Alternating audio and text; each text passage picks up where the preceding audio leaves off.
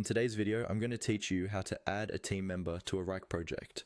By the end of this walkthrough, you'll be able to quickly share any project with the right people so they can start collaborating with you right away. First, make sure you're logged into your Wrike workspace and that you know which project you want to share.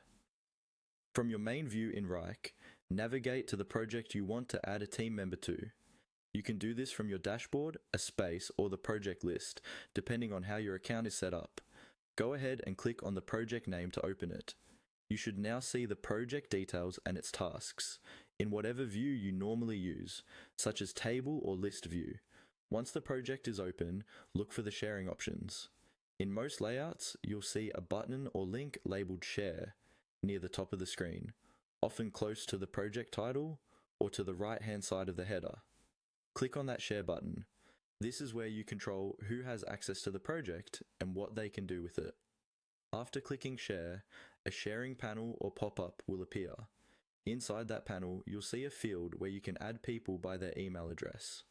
Click into that field and start typing the email of the team member you want to add.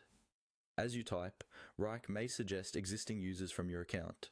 If the person is already part of your workspace, you can simply select their name from the suggestions. If they are new, make sure you enter their email correctly so they receive an invitation. When the email is entered or the user is selected, follow the on-screen prompts that Wrike presents.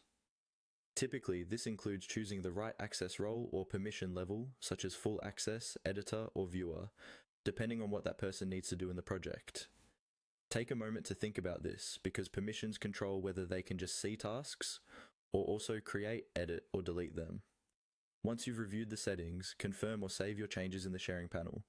Wrike will then add that person to the project and, if necessary, send them an invitation email. They'll be able to open the project from their own account and start collaborating with you. And that's all it takes to add a team member to a Wrike project.